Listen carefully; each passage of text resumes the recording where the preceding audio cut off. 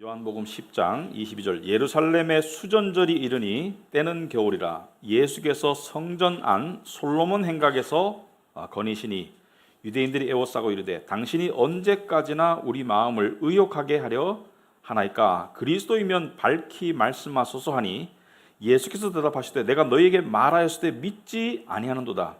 내가 내 아버지의 이름으로 행하는 일들이 나를 증거하는 것이거늘 너희가 내 양이 아니므로 믿지 아니하는도다. 내 양은 내 음성을 들으며 나는 그들을 알며 그들은 나를 따르느니라. 내가 그들에게 영생을 주노니 영원히 멸망하지 아니할 것이요 또 그들을 내 손에서 빼앗을 자가 없느니라. 그들을 주신 내 아버지는 만물보다 크심에 아무도 아버지 손에서 빼앗을 수 없느니라. 아멘. 앉으시기 바랍니다. 우리 기도하도록 하겠습니다.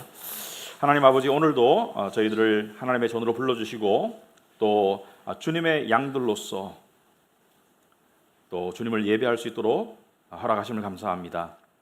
이 시간 저희들이 양으로서 주의 음성을 듣기를 원합니다. 주의 음성을 들음이 없이 양들이 나약함과 미련함과 또 미련한 고집됨을 벗어날 길이 없음을 고백합니다. 아버지 하나님, 저희들에게 다시 한번 저희들이 들어야 될 음성을 들려주시고 저희들이 양들의 길을 잘 갈 수 있도록 주님 인도하여 주시옵소서. 예수님 이름으로 기도합나이다. 아멘. 저는 같은 얘기 자꾸 반복하는 걸 싫어합니다. 왜냐하면 지루하고 또 자꾸 들으면 좀 짜증나요. 근데 지난주 설교가 선한 목자를 따르는 양들, 오늘 설교는 양들의 수호자 되시는 복된 그리스도. 그러니까 보면 비슷한 내용인 것 같죠, 그죠? 비슷한 내용이 맞습니다. 예수님께서 양에 관한 말씀을 계속 하시기 때문에 저희도 이렇게 따라가는데, 근데 어떤 이야기는 자꾸 들어야 돼요. 만약 여러분이 인생을 하나의 터널로 비유하자면 우리는 이 터널을 지나면서 안에가 어두울 때가 상당히 많아요. 그래서 발을 잘못 디딜 때도 있고 또 이 굴 속에서 처박힐 때도 있고 그래서 상처받을 때, 그리고 이 예상치 못한 일들이 일어날 때가 참 많아요. 인생 양들은 나약하기 때문에 쉽게 상처받고, 양들은 미련하기 때문에 쉽게 두려워지고, 또 고집이 세기 때문에 쉽게 자기 길로 이 잘못된 길을 가는 그런 양들의 습성 때문에 이 터널 속에서 진리의 빛이 비춰지고 우리에게 음성이 들려진다면, 그죠? 주기적으로 들려진다면 그건 우리에게 복이다. 우리에게 엄청나게 필요하고 우리에게 복이라고 생각합니다. 그래서 우리가 같은 이야기를 계속 듣는 것은 우리에게 필요하고 또 우리에게 복이다라고 생각합니다. 자, 그래서 오늘 이야기를 시작할 텐데 오늘은 이렇게 한 절씩 쭉 보면 되겠습니다. 22절에 예루살렘의 수전절이 이르니 때는 겨울이다 이렇게 말하고 있습니다. 자, 여기에 대해서 이 겨울, 수전절, 이 백그라운드를 좀 알아야 되겠죠. 이 수전절은 매년 12월에 있었던 이스라엘의 절기인데, 이 수전절이 뭐냐면은, 수전절은 이 영어로 rededication, 그러니까 다시 이 헌신한다 또는 다시 헌당한다, 뭐 이런, 하나님께 다시 이 헌신한다 이런 뜻이죠. 자, 이 유래를 알아야 되는데, 이스라엘의 역사 속에서 이스라엘 민족은 아픈 역사의 시간이 있었습니다. 하나님의 말씀을 거역하고 우상을 숭배한 결과 이스라엘 민족들은 나라가 멸망하고, 그리고 세계 4대국의 지배를 받죠. 첫째 바벨론, 그 다음에 페르시아, 그 다음에 그리스, 로마로 연결되는 그러한 지배 속에 수백 년 동안 갇혀 있었고, 또 말라기가 쓰여지고 난 다음에, 성경 마지막 말라기가 쓰여지고 난 다음에 강대국의 지배하에 있는 동안에 하나님께서 선지자를 하나도 안 보내시다가 예수님 때에 마지막으로 보낸 구약의 선지자가 세례 요한입니다. 그러니까 하나님께서 450년 가까이 철저하게 침묵하셨고, 그 당시에는 선지자도 없었고 그리고 말씀도 쓰여지지 않았어요. 그러니까 육적으로는 지배를 당하면서 핍박을 당했고, 영적으로는 완전히 하나님의 침묵이 있었기 때문에 이스라엘 백성들은 힘든 시기를 겪었다. 물론 죄의 결과입니다. 그 시기에 이스라엘의 흑역사를 살펴보면 기억나는 역사 중에 하나가, 기억해야 될 역사 중에 하나가 그리스의 안티오코스 4세라는 황제가 있었는데, 이 사람이 전쟁광이에요. 근데 이 사람이 이 전쟁을 해서 예루살렘을 침공해서 기원전 167년에 예루살렘을 점령하고, 그 다음에 유대교를 말살시키겠다고 해가지고 어떻게 했냐면은 이스라엘 민족에게 씻을 수 없는 치욕과 그 다음에 하나님에게 정말 엄청난 신성 모독을 했는데, 예루살렘 성전에다가 제우스 신상을 갖다 놨어요. 여러분 상상 한번 해보시기 바랍니다. 아무리 하나님을 뭐 반란하고 어쩌고 하더라도 또 그 당시에는 제정신 차린 사람들이 많았어요. 하나님께로 돌아가자 이런 운동들이 많이 일어날 때 그 자기들이 정말 애지중지하고 목숨보다도 귀하게 여기는 예루살렘 성전에다가 이방신을 모셔놓고 제단에다가 양과 소를 하나님께 바치는 신성한 제단 위에 돼지고기를 갖다 바쳐서 돼지를, 이스라엘 사람들이 가장 불결하게 생각하는 그 돼지를 갖다 바치고, 그리고 사람들에게는 돼지를 먹으라고 해서 돼지를 안 먹으면 죽였습니다. 말하자면 돼지를 먹는다는 것은 율법을 어긴다는 것이고, 율법을 어긴다는 것은 돼지고기 자체가 중요한 것이 아니라, 지금 여러분에게 돼지고기 먹으라면 다 드시겠지만은 그 당시에 돼지고기를 먹으라는 것은 하나님을 거역하라는 것과 같은 의미가 있기 때문에 많은 사람들이 목숨을 걸고 돼지고기를 안 먹었어요. 그래서 그렇게 악랄하게 했던 그 사람 때문에 성전이 더럽혀졌어요. 제우스 신상이 성전에 세워지고 돼지가 제단에 올려지고, 근데 공교롭게도 이 사람이 3년 뒤에 갑자기 병이 걸려서 죽어요. 제가 봐서는 하나님의 진노의 손길이 당신의 성전을 더럽힌 그 자를 향해서, 하나님께서는 악인을 들어서 당신의 백성들의 죄를 치시지만 그 악인도 치시거든요, 결국에는. 그래서 그 안티오코스 4세가 갑자기 사망합니다. 그러고 난 다음에 이스라엘 백성들이 성전을 정화하고 깨끗이 해서 다시 하나님께 헌당한 것이 수전절이에요. 12월 달이고 겨울이죠. 자, 그 수전절 겨울에 예수께서 23절에 성전한 솔로몬 행각에서 건의시니, 성전 안에 솔로몬 행각이다. 뭐 솔로몬 기둥인지 뭔지 모르겠지만은, 자, 솔로몬 행각이 정확히 어딘지 모릅니다. 왜냐하면은 이 성전 안에 어딘지라고 말은 안 하고 있고 성경 어디에 봐도 그 설명은 없어요. 하지만 추측건데 최초에 지어졌던, 기원전 1000년쯤에 최초에 지어졌던 솔로몬의 성전의 일부의 잔해가 남아서 재건축된 솔로몬의 성전에 포함되었던 구역이 아니겠느냐. 그래서 성전한 동편 쪽에 있는 일부 구역을 일컫지 않겠느냐라고 추측하는데 큰 의미는 없습니다. 자, 그런데 여기서 유대인들과 예수님 사이에 어떤 자주 있었던 논쟁이 있죠. 어떤 논쟁입니까? 24절에 유대인들이 에워싸고 이르되 당신이 언제까지나 우리 마음을 의욕하게 하려 하나이까? 그리스도이면 밝히 말씀하소서. 여기서는 이 한 세 가지쯤의 의미가 있는데, 당신이 그리스도이라면은 좀 확실하게 얘기해가지고 우리가 믿을 수 있도록 해달라. 두 번째, 확실하게 얘기해라. 두 번째, 우리가 믿을 수 있도록 해달라. 아니면 당신 책임이다. 이렇게 하는 것이죠. 당신이 언제까지 우리를 의욕하게 만들고 있습니까? 그러니까 우리가 의심하는 것은 당신 때문이라고 예수를 원망하는 거예요. 근데 예수님께서는 25절 보니까 내가 너에게 말하였을 때 믿지 아니하였고 하나님의 아버지의 이름으로 행하는 일들이 나를 증거하되 너희가 믿지 않는다. 내가 행함을 통해서, 말씀을 통해서 이미 이야기하고 이미 보여줬는데 뭘 더 어떻게 하라고. 이런 사람이 있습니다. 하나님이 내 눈앞에 나타나면 내가 믿겠는데 못 믿겠어. 그런 사람은요, 하나님 나타나도 안 믿어요.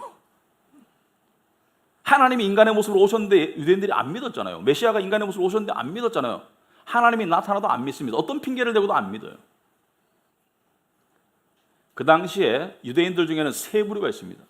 첫째는 예수를 믿게 된 극소수의 제자들과 병 고침 받은 자들. 예수의 극소수의 제자들, 유대인 전체에 비춰봤을 때 아주 극소수죠. 11명, 가룟유다는 빼고. 그 다음에 38년 동안 병들었던 그 베세다 연못에 있었던 그 병자, 그 다음에 날 때부터 맹인이었던 사람, 이런 극소수의 사람들은 예수를 믿었고요. 그 다음에 또 일부의 사람들, 더 많은 숫자의 사람들은 예수를 증오했고 거부했고 죽이려고 했었죠. 종교 지도자들, 정치 지도자들. 왜냐하면 예수의 유명세가, 예수가 메시아이건 아니건 관계없어. 예수가 유명해질수록 자기들의 기득권을 잃게 되니까 그것이 두려워서 예수를 죽이려고 했던, 이들은 심지어 죽은 나사로가 살아났을 때도 나사로와 함께 죽이려고 했죠. 나사로까지 죽이려고. 왜? 그러한 증거들이 돌아다니면 예수가 유명해지고 자기들의 기득권을 잃게 되니까, 유명세를.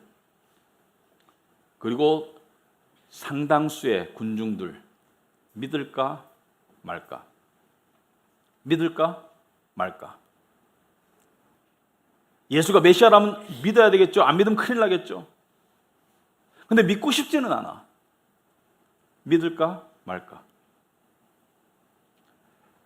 오늘 본문에 등장하는 이 부류가 바로 세 번째 부류에 해당합니다.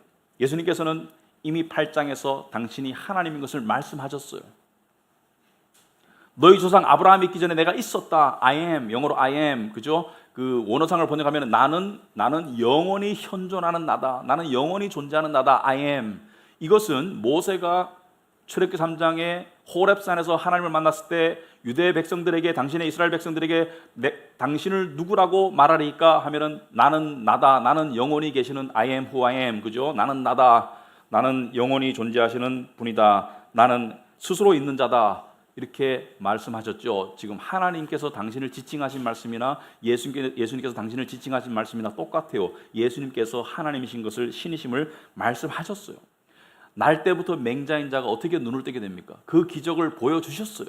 그것만이 아니고 많은 다른 기적들도 보여주셨어요. 그런데 여전히 못 믿겠다? 그 이유가 무엇일까? 증거가 불충분해서? 예수님께서는 이 성경 말씀은요, 듣다 보면은 참 이런 말씀 이렇게 정말 이 그대로 이 받아들이기가 참 놀라워. 그런 진리의 말씀드리는데 예수님이 하신 말씀이 좀 참 놀라워요. 사실 26절에 보면은 너희가 왜 못 믿냐면은 의심이 많아서도 아니고 너희가 좀 이렇게 앞뒤 계산이 많아서도 아니고 너희가 내 양이 아님으로 믿지 아니하는도다. 예수님께서는 전곡을 너희가 내 양이 아니니까 안 믿는 거야. 제가 지난 시간에 염소가 양이 될 수 있다고 그랬습니다. 근데 사실은 성경적으로 맞지 않는 말입니다. 인간의 눈으로 봤을 때 염소가 양이 돼요. 염소라는 것은 교회 다니지만 예수 안 믿는 사람이 어느 날 거듭나서 예수를 믿는 진정한 구원의 믿음을 가지게 된다. 인간의 눈으로 봐서는 염소같이 보였던 사람이 양이 된다라고 말씀할 수 있지만은 근본적으로는 염소가 양이 될 수 없고 양이 염소가 될 수 없습니다. 이게 성경의 가르침이에요. 한번 생각해 보세요. 양은 언제 양이 됩니까? 양은 언제 양이 됩니까? 저는 처음에 예수 믿었을 때, 25살 예수 믿었을 때, 저는 그때 이후로 수년간 이렇게 생각했습니다. 아, 나는 25년도에 25살 1989년도에 하나님의 자녀가 되고 양이 되었다. 그전에는 아니었다. 이렇게 생각했어요. 그런데 성경을 공부하면 할수록 하나님의 관점에서 봤을 때, 신적 관점에서 봤을 때 나는 언제 양이 되었을까? 여러분, 안데르센 동화 중에 미운 오리 새끼 알죠? 19세기 중반에 나온 미운 오리 새끼, 그죠? 오리가 알을 품었는데 한 7개쯤 품었는데 그 중에 알을 툭툭툭 깨고 나왔는데 마지막에 깨고 나온 애가 좀 못생겼어. 그래서 미움을 많이 받아요. 근데 오리인 줄 알고 계속 살았어. 못생긴 오리. 내용은 알죠? 제가 설명할 필요 없죠? 나중에 보니까 자기가 백조였어요. 근데 왜 백조가 되었을까? 왜냐하면 처음부터 백조였기 때문에. 오리가 백조가 된 게 아니고 처음부터 백조였어. 오리 속에 섞여 살았지만 오리인 줄 알았는데 처음부터 백조였어. 양은 언제 양이 되나요?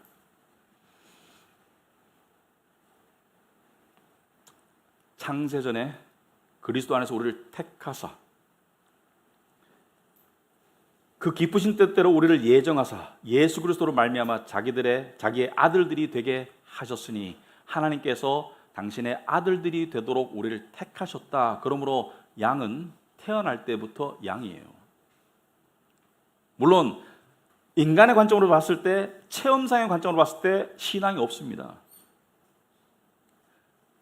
영적으로 양으로 거듭나는 순간이 있어요. 하지만 씨앗은, 양은 처음부터 양이에요. 택함받은 사람은 양으로 되게 되어 있습니다. 그런데 이 택함의 진리를 많은 사람들이 싫어해요. 저도 싫어했었어요, 한때. 왜냐하면 그럼 인간은 뭐야? 아니, 우리가 할 수 없고 할 게 없고 어떻게 하라는 말이야? 그래서 기독교의 거장들을 공부하면 이 거장들조차도 이 택함의 교리를 지식적으로 먼저 알고 난 다음에 상당히 거부감을 나타냅니다. 그 때문에 상당히 고민하고 괴로워하고 하나님을 원망해요. 이해할 수 없다고. 마치 진리니까 입에는 먹어야 되겠는데 먹기 싫은 음식 억지로 쑤셔 넣는 것 같은 그런 느낌으로 받아들일 때가 있습니다. 하지만 어느 순간 이걸 정말로 깨달으면 억지로 목 쑤셔넣는 음식이 아니라 너무나 달콤하고, 여러분 음식 중에 감동을 주는 음식 있죠. 먹으면 마음에 감동을 주는 그러한 진리예요. 택함의 진리가 깨닫고 나면. 그래서 모든 사람들이 깨닫고 난 다음에 와, 이렇게 은혜로운 진리를 내가 오해하고 있었구나. 문제는 진리에 있는 게 아니고 나에게 있었구나. 그럼 왜 사람들이 여기에 이르렀을까? 왜 이 경지에 이르렀을까? 왜 이 택함의 진리가 그렇게 감동스럽고 그렇게 감격스러울까? 데이비드 브레이너드라고 18세기에 우리 교회에서 추천도 했었죠. 조나단 에드워드 그 영적 대각성 시대 미국에서 본토 인디안들을 향해서 선교했던 친구죠. 선교사로서. 근데 처음 선교 사역은 한 3, 4년밖에 안 했어요. 처음에 2, 3년은 아무런 열매가 없었어요. 그리고 선교 사역 마치고 1년 있다 죽어요. 폐병으로, 결핵으로. 그런데 이 친구가 마지막 1년이 엄청난 영적인 사역이 일어나가지고 인디안들 중에 한 130명이 정말 완전히 회심합니다. 하나님의 자녀가 돼요. 그런데 그 영적 부흥이 있었던 그 1년 시기에 이 사람이 설교를 하면은 많은 사람들이 울어. 한 50명 모였으면 한 48명이 울어. 근데 왜 우냐면은 두 가지 이유 때문에 울어요. 많은 사람들이 영적 근심으로 울어요. 자기의 죄를 깨닫고 불쌍해서 울어, 자기가. 어떤 사람은 하나님의 은혜를 깨달아서 거듭나서 기뻐서 울어. 근데 어느 날 예배를 드리는데 한 늙은 여자 노인이 너무 슬프게 우는 거예요. 그래서 예배가 끝나고 난 다음에 이 데이비드 브레이너드 이 목사가 그 노인에게 가서 묻습니다. 당신 왜 우나? 지옥 갈까봐 무서워서 우냐고. 그러니까 노인이 지옥 갈까봐 무서워서 우는 게 아니래요. 근데 너무 슬피 울어. 왜 우냐 그러면 당신?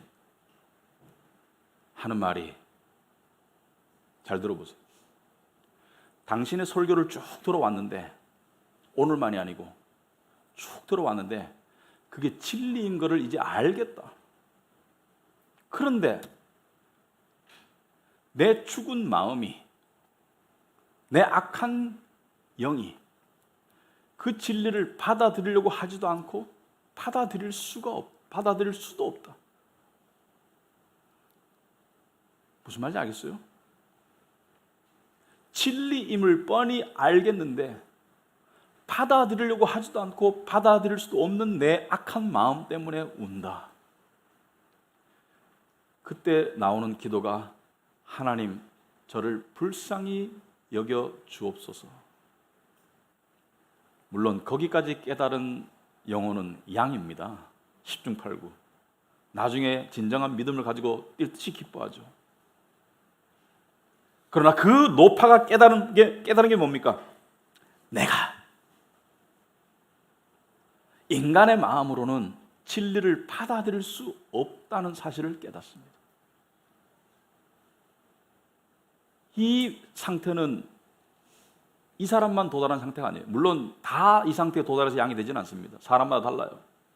마치 하나님께서 딱딱한 돌 가운데, 돌 안에 들어가가지고 혼자로는 도저히 부활할 수 없는 그 안에 돌을 깨트리고 끄집어내어서 생명을 주시듯이 하나님께서 나를 살려주시지 않으면 나는 양이 될 수 없다는 것을 깨닫는 것이죠. 근데 많은 사람들은 거듭나서 양이 되고 난 다음에 처음에는 자기가 교회를 다니고 자기가 이해하고 자기가 깨달았다고 착각하며 살다가 점점 더 살면서 필름 거꾸로 돌려보니까 믿기 전부터 인도하시던 하나님의 손길이 보이기 시작하면서 하나님께서 나를 불러주셔서 나를 살아나게 하시고 나에게 말씀을 통해서 믿음을 주셨다는 것을 깨우치게 됩니다. 이것을 많은 청교도들은 두 번째 거듭남이라고 했습니다. 깨우침의 거듭남이다.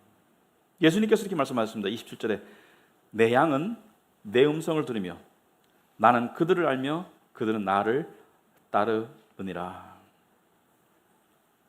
너희들이 나를 믿을 수 없는 것은 내 양이 아니기 때문이야. 내 양은 내 말을 들어. 여기서 말하는 의미는 두 가지 음성이죠. 첫째는 양은 주님의 음성을 듣고 주님을 따라간다는 것입니다. 주님의 음성을 듣고 주님을 따라간다. 그렇다면 어떤 음성을 듣는다는 것인가? 여러분, 주님의 음성을 듣는다는 게 뭐죠? 여러 가지 의미가 있습니다. 이것은 한마디로 설명할 수 없어요. 진리의 음성을 듣고 깨우치는 것, 여러 가지를 합니다. 그런데 그 중에 제가 실제적으로 우리 양들에게 실제적으로 필요한 말씀 한마디만 할게요. 이게 전부가 아닙니다. 이거 극히 일부예요. 주님의 음성 중에 극히 일부. 여러분, 많은 양들이 주님의 음성을 안 들으려고 합니다. 주님의 음성을 듣는 것은 소홀이에요. 왜냐하면 어떤 양들은 주님의 음성을 들을수록 힘들다고 오해하더라고요. 주님의 음성을 들으면 더 힘들 수 있다고 생각해요. 왜냐하면 그런 양들은 주님의 음성을 오해하고 있더라고요. 양인지 염소인지 모르겠지만 주님의 음성을 오해하고 있어요. 어떻게 오해하면은 주님이 마치, 물론 이 양들을 보살피는 이 어떤 그 목자들의 잘못도 있겠지만은 주님이 예를 들어서 너는 왜 젖이 많이 안 나오니? 이놈아. 다른 양은 5리터씩 나오는데 1리터밖에 안 나오네. 이렇게 꾸신다든지, 너는 왜 털이 빨리빨리 안 자라니? 그렇게 먹였는데도 털이 그거밖에 안 자라? 생산성이 그거밖에 안 돼, 너는? 이렇게 주님의 음성을 오해하는 양들이 참 많더라. 특히 교회 안에. 안타깝다. 누가 그렇게 만드는지 모르겠다. 여러분, 양들은요, 약해요. 양들은 미련해요. 양들은 나쁜 길로 가는데 고집이 세요. 양들도 세상 사람들과 마찬가지로 먹고 사는 문제 때문에 걱정해요. 근데 주님께서 뭐라고 말씀하십니까? 양들을 향해서, 여러분 정말로 자식을 사랑하는 부모라면, 자식이 요즘 20, 30대가 힘들다고 그러죠. 일반적으로, 그죠? 그렇지 않은 분들도 있겠지만 일반적으로 20, 30대의 삶이 상당히 힘들어요. 치열하고 바늘구멍이고, 정말 미안하지만 저 때까지만 하더라도 대학 졸업하면, 웬만큼 졸업하면 그냥 취직은 다 됐어요. 힘들어요. 근데 자식을 정말 사랑하는 부모는 어떻게 했어요? 너는 왜 그따위 그 모양이 이렇게 말씀하시겠어요? 아니죠. 위로하고, 그리고 자식이 사랑받는 가운데 자기의 할 도리를 성실하게 할 수 있도록 도와주겠죠. 함께 옆에서 공감해주고, 그죠? 주님도 마찬가지라고 생각합니다. 성경에 너희가 악한 자라도 좋은 것으로 자식에게 줄 알거든 하물며 하늘에 계신 너희 아버지께서 좋은 것으로 주시지 않겠느냐? 구하는 자에게. 마태복음 7장 11절.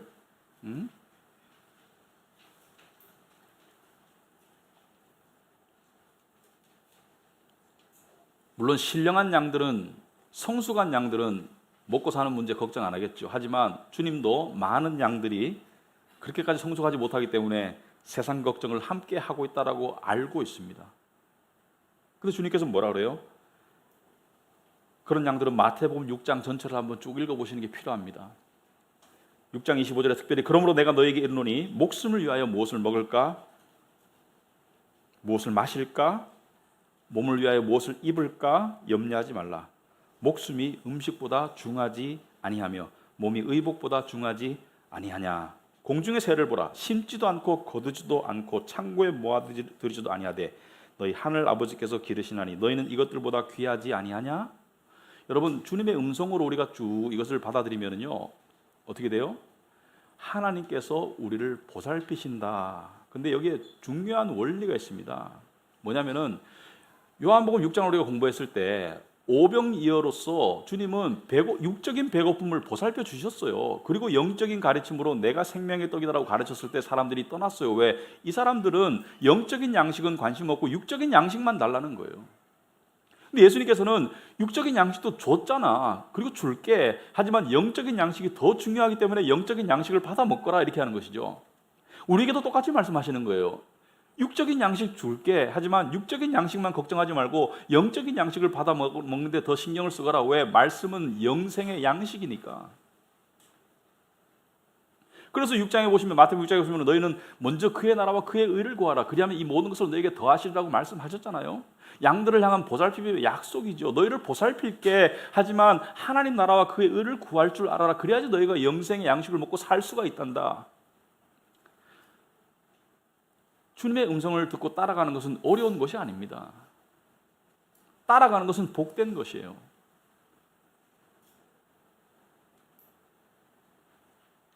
그리고 또 주님께서는요, 이런 양들이 있어요. 혹시 내가 구원을 받은 양인가? 물론 양의 입장에서, 구원을 안 받은 염소는 어쩔 수 없지만 양의 입장에서 내가 구원을 받았나 의심하는 양들이 있고요, 구원을 받았음에도 불구하고 구원을 잃을까 또 두려워하는 양들이 참 많더라고요. 특히나 뭐 좀 나태하다든지 어떤 특정한 죄를 지었을 때 죄책감 때문에 이 정도면 하나님 나를 버리시지 않을까? 이렇게 되면 하나님이 나를 이제 내치시지 않을까? 아마 치셨다고 생각하는 양들도 있어요. 그리고요, 많은 양들이 죽음을 앞두고요, 죽음에 임박하면은 정말 구원을 의심하는 그런 시험을 크게 당해요. 여러분 철로역 정도 보면은 마지막 장면 오면은 요단강 건너면서 어떻게 되죠? 강 속에서 막 내가 이제 멸망하는 거 아닌가? 천국에 못 들어가는 거 아닌가? 이런 두려움과 의심이 엄습해 옵니다. 그러므로 양들은 미리미리 구원의 확신을 준비해야 돼요. 구원의 확신은요, 무슨 클로바 잎 가지고 구원 받았나? 안 받았나? 받았나? 안 받았나? 또는 내 느낌으로 받은 것 같아, 아니면 안 받은 것 같아, 받은 것 같아, 안 받은 것 같아. 그게 소용없고요. 뭐예요? 내 양은 내 음성을 들어야 돼요. 말씀을 통해서 구원의 확신을 계속 강화시키고 유지하고 그리고 지켜나가야 됩니다. 그런데 어느 정도 강화하면 의심이 안 돼요. 사실은 의심이 안 되는 경지로 가야 돼요.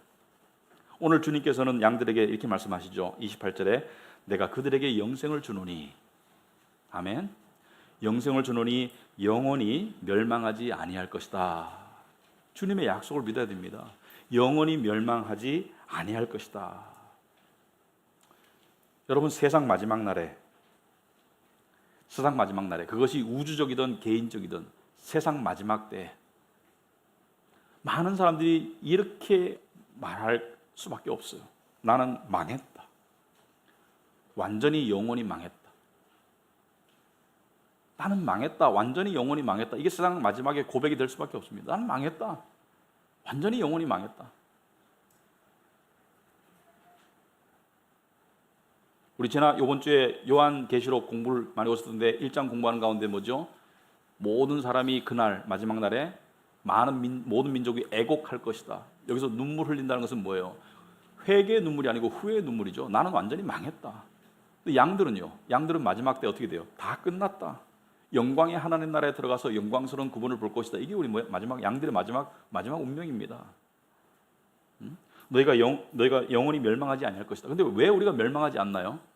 왜 우리가 멸망하지 않나요? 이걸 잘 생각해 봐야 돼요. 왜 우리가 멸망하지 않나? 우리가 열심히라서, 우리가 똑똑해서, 우리가 붙어 있으려고 꼭 붙잡아서, 여러분이 신앙의 동아줄을 꼭 붙잡아서? 주님은 그렇게 말씀하지 않습니다. 그 구원이 우리 양들에게 조금이라도 달려있다면 우리는 구원을 벌써 잃어버렸어요. 동아줄 놨고요, 정신 안 차렸고요. 그런 게 한두 번이 아니잖아요.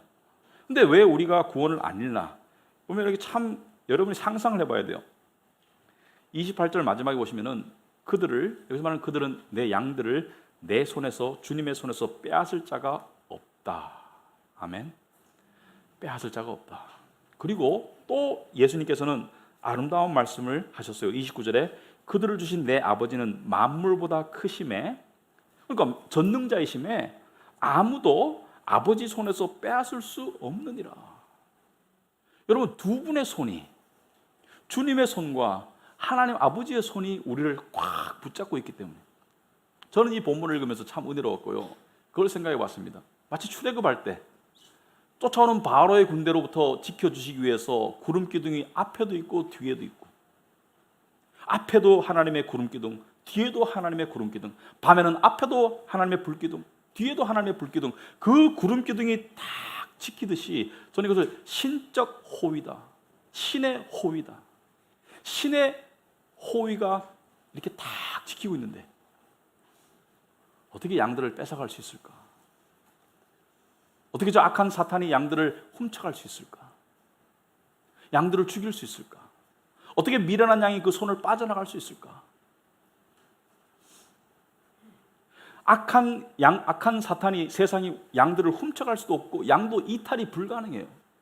그러니까 자기의 삶의 체험 속에서는 이탈하고 좌충우돌 할 수 있지만은 이 하나님의 거대한 손을 벗어나지 못해요.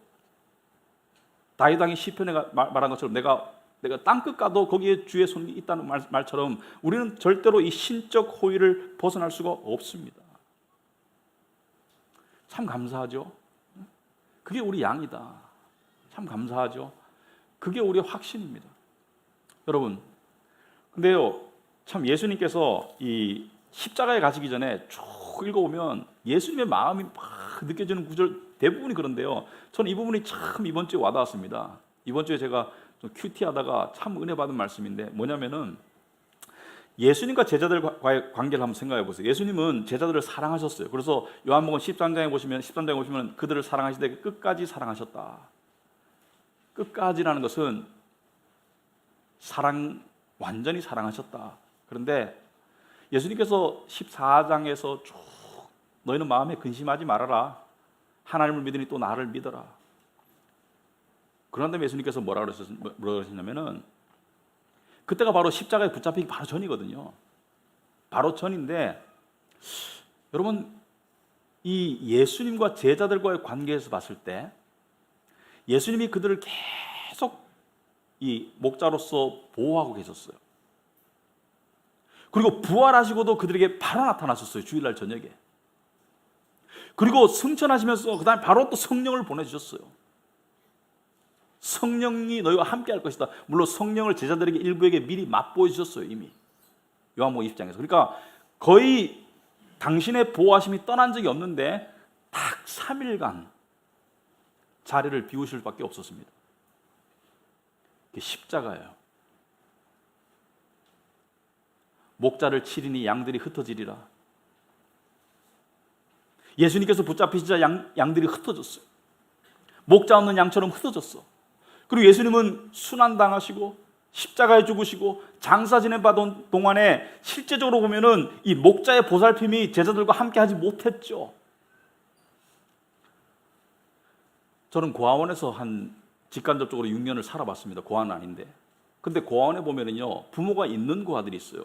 근데 와가지고 맑게 알아들을 수 있는 자기 애들한테 이렇게 말합니다. 엄마가 꼭 데리러 올게. 조금만 견뎌. 근데 그게 1년이 될 수도 있고 2년이 될 수도 있어요. 예수님께서 요한복음 14장 18절에 그 당시의 상황을 생각하고 한번 이 말씀 한번 읽어보시라. 제자들에게 내가 너희를 고아와 같이 버려두지 아니하고 너희에게로 오리라. 3일간의 공백 기간이 있을 것을 말씀하신 거예요. 그런데 내가 너희를 버렸다고 생각하지 마라. 다시 올 것이다. 근데 제자들은 이것을 완전히 믿지 못했어요. 이해하지도 못했고. 하지만 예수님 입장에서는 내가 너희를 꼭 데리러 오마. 3일간 너희들이 목자 없는 양처럼 흩어질 텐데 내가 너희를 꼭 데리러 올 것이라고 말씀하셨어요. 그리고 그 약속을 지키셨습니다. 부활하시자마자 바로 오셨어요. 그리고 그 뒤로 제자들은 예수님과 함께 그리고 성령과 함께 살다가 그리고 하나둘 순서대로 1세기에 전부 다 하늘의 영광으로 다 들어갔어요. 하나님의 여호와의 목자적 인도하심이 떠난 적이 없습니다. 하지만 그 3일 동안 내가 너희를 고아와 같이 버려두지 아니하고 너에게 올 것이다. 우리는 고아와 같이 버려지지 않았습니다. 이 말씀을 우리에게 꼭 굳이 적용하자면 예수님을 다시 볼 것이다라고 적용할 수 있겠지만 우리는 성령께서 함께 하세요. 어떤 말씀은 그 당시의 상황 속에서 이해를 할 때 더 이해가 됩니다. 하지만 예수님께서 우리에게 이렇게 말씀하셨습니다. 요한복음 6장 39절에 나를 보내신 이의 뜻은 내게 주신 자 중에 내가 하나도 잃어버리지 아니할 것이다. 하나도 잃어버리지 아니하는 것이 아버지의 뜻이다. 아버지의 뜻은 이루어집니까? 하나님의 뜻은 이루어집니다. 하나님의 뜻이 안 이루어진다는 것은 하나님이 전능하지 못하다는 뜻이에요. 하나님이 전능하시고 전지하시기 때문에 하나님의 뜻은 이루어집니다. 그러므로 하나도 잃을 수가 없어요. 여러분 철로역정에 보면은 절망의 늪, 의심의 늪, 세상의 유혹의 늪, 많은 늪 속에 빠져서 허우적거리지만 결국은 천국 도성을 찾아가죠. 왜? 잃어버릴 수 없어요. 우리는 실족할 수 없습니다. 체험 속에서 실족할 수 있어요. 하지만 우리의 신분은 절대로 잃어버릴 수 없습니다. 그것이 우리의 확신입니다. 그것이 우리의 미래. 그래서 주님은 우리 양들 보고 스스로 똑똑해라, 스스로 강해라, 뭐 스스로 능력 있어라 그렇게 말씀하지 않으세요. 내가 너의 지혜가 되마, 나를 의지하거라. 내가 너의 능력이 되마, 내가 너의 미래가 되마, 내가 너의 확신이 되마, 내가 너의 자랑이 되마. 그래서 그리스도인 양들은요, 사실은 우리의 자랑은 뭐예요? 우리의 목자가 우리의 자랑이죠. 우리의 목자가 우리의 자랑, 확실한 목자. 확실히 우리와 함께 하시고 확실히 우리를 어디로 데려갈 줄 아신다. 그리고 또 더불어서 주님은 그 양들이 서로 이 길을 함께 가면서 서로 사랑하기를 원하신다. 너희가 서로 사랑하면, 이 말씀이죠. 너희가 서로 사랑하면, 양들이 서로 사랑하면 양들은 서로 사랑해야 돼요. 근데 어떻게 사랑할 수 있을까? 사랑에는 여러 가지 방법이 있을 것입니다. 뭐 중보 기도를 해줄 수도 있고 여러 가지 사랑이 있겠죠. 근데 시대마다 사랑의 표현이 좀 다를 수 있어요. 근데 여러 가지 수만 가지 사랑 중에 한 가지 사랑의 방법을 제가 한번 생각해 봤습니다. 우리 교회. 여러분 요즘에는요, 예를 들어서 뭐 제가 집에서 도시락 싸와가지고 여러분 주면서 아이고 배고랐지 먹어 이러면 이게 좀 헐. 50년 전에는 가능한 사랑이죠, 그죠? 이렇게 하면은 고마워. 그래서 잔치집 가가지고 뭐 너무 이게 떡이 맛있어가지고 주머니 하나 살짝 넣어가지고 와가지고 넣어주려고 떡 하나 넣어가지고 와서 주면은 요즘 같으면은 좋아하겠어요? 옛날 같으면 너무 감사하죠. 요즘에 양들에게 필요한 사랑이 뭘까? 저는 이렇게 생각합니다. 많은 것 중에 하나가 관심과 공감이라고 생각합니다. 관심과 공감이다. 많은 양들이 관심 받고 싶어요. 그리고 이해받고 싶어 합니다. 때로는 말이 정말 보석처럼 쓰일 때가 있어요. 적절한 말이. 하지만 때로는 침묵이 정말 보석처럼 쓰일 때가 있습니다. 들어주고 공감할 때. 여러분들이 잘하고 계시지만 케어그룹 모임 속에서도 그런 관심과 공감이 필요하다. 우리가.